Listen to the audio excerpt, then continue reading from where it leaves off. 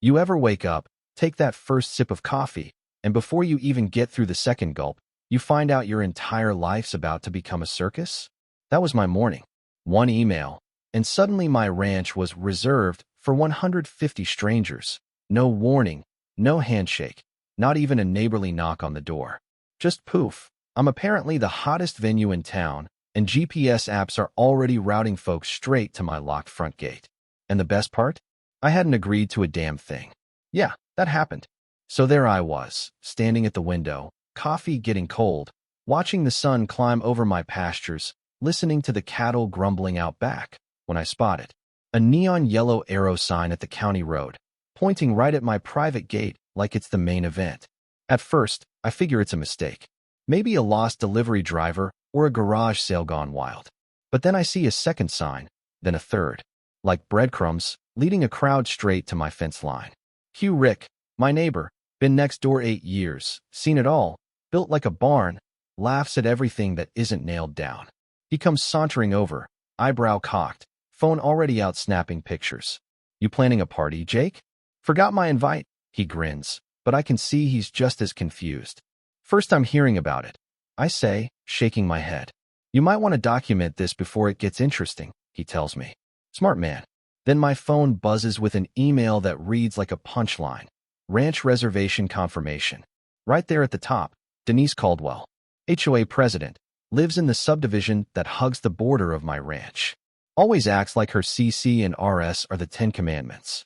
She's informing me, not asking, informing me, that my ranch is reserved for their realtor caravan, 150 agents expected, tomorrow afternoon. She throws in some nonsense about trailhead access under the subdivision CC and RS. Mind you, those rules don't even touch my property. That's like someone waving a library card and demanding access to your safe deposit box. Rick lets out a whistle when he reads over my shoulder. She's got nerve. I scroll down, there's a map. Not to the subdivision clubhouse, not to a neutral field. Nope, the GPS pin is right at my gate. So, someone actually programmed their app to bring the crowd straight to me. Fast forward 20 minutes, and the first of many guests arrives, a woman in a suit, confused, phone in hand, standing at the road like she's found a portal to Narnia. The app says check-in is right here, but there's a locked gate. I explain this as a private ranch, not an event space. She looks genuinely shocked. Shows me the same email, forwarded from her office. I tell her to call the organizers, and as she heads back to her car, I turn to Rick. This is just the beginning, isn't it? He nods. You've got about 90 minutes before it gets real fun. Now, most folks would call the HOA president, maybe try to play nice. Not me. I call the county sheriff's non-emergency line.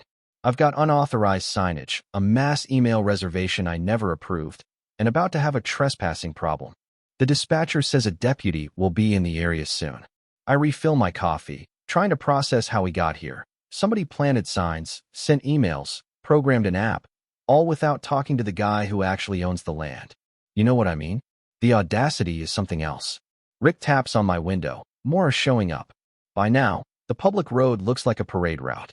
There are traffic cones, a check-in table, folding chairs, even a pop-up tent. A vendor truck rolls up, driver with clipboard, starts fiddling with my gate. I ask what he's doing. He says, HOA cleared this. Here to ensure access for the caravan event. I try not to laugh. I ask to see his insurance paperwork. Sure enough, the policy lists the community ranch access point, but leaves my name off the additional insured line. I show him where that means no coverage for my land, and the guy's hand starts to shake as he realizes he might be liable for every cow, dog, and pothole on the property. That's when the first little twist hits. One of the realtors, frustrated, says, "We have a contract. The HOA promised us the ranch."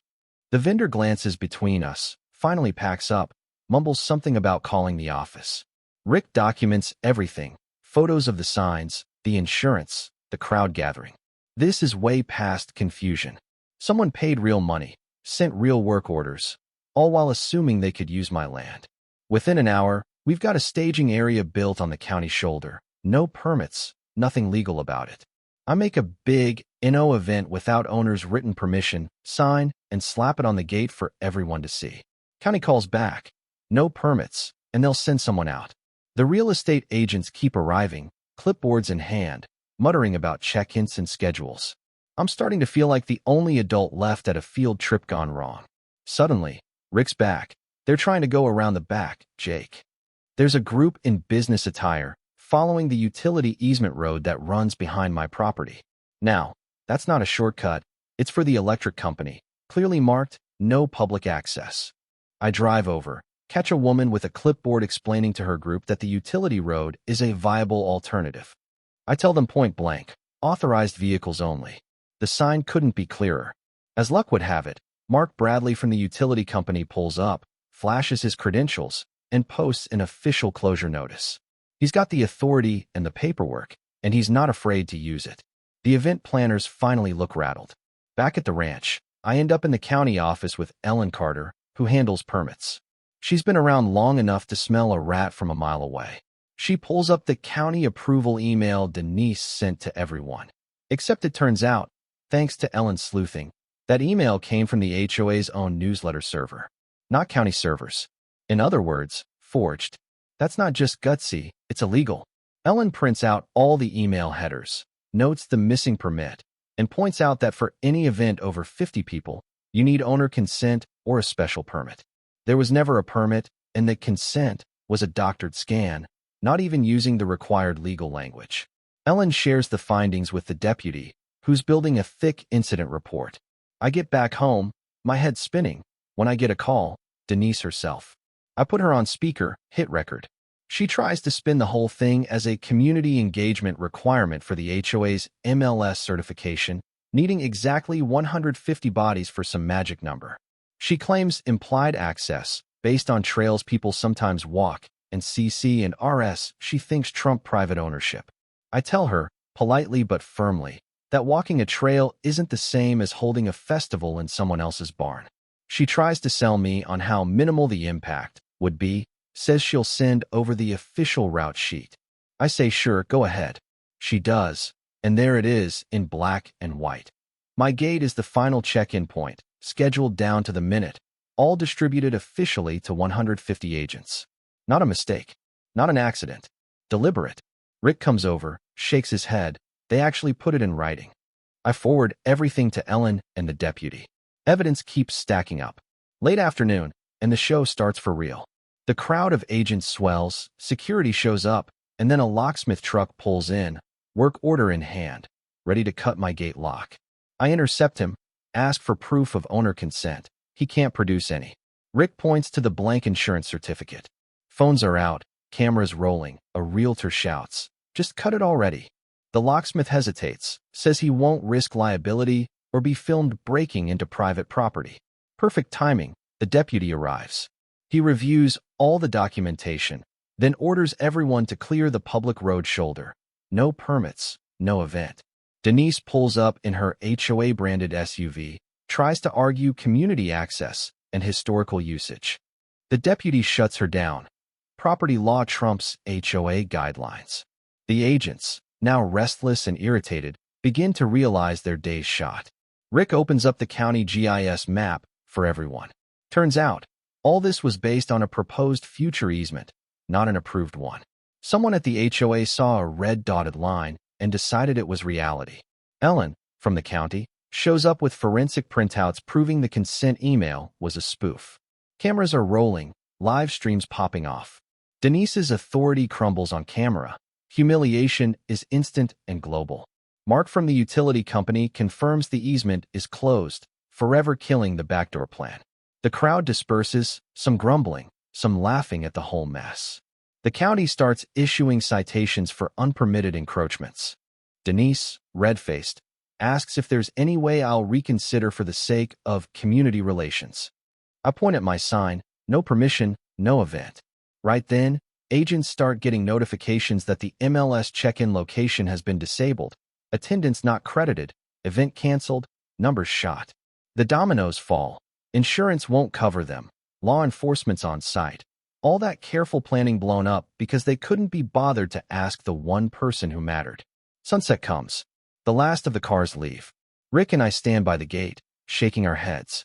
I get a new email, from a different broker this time, offering a real deposit, actual insurance, and a written request for owner approval. Now that's how you ask to use someone's land. Denise brings over a formal apology letter, outlines the steps the HOA will take, public apology, policy updates, financial responsibility for the citations, and suspension of her event planning duties. I nod, tuck the letter away. Ellen tells me the county's going to update their permit materials, make it crystal clear what's a proposal and what's the law. As darkness falls, the chaos fades, and the ranch is quiet again. Cattle lowing, wind in the grass, the metal gate still locked, just as it should be. Rick laughs. First time your ranch got turned into a community center. I shake my head. Never again. Here's what sticks with me. Sometimes the most powerful thing you can do is say no. Just because someone else wants your space, your land, your time, doesn't mean they get it. Maybe you would have handled it different. So tell me down in the comments. What would you have done if 150 strangers tried to take over your place? Where do you draw the line between neighborly and naive? If you got something to say about property rights, justice, or HOAs gone wild, let's hear it below. And if you enjoyed this story, hit that thanks button. Until next time, keep your gate locked and your peace louder than their noise.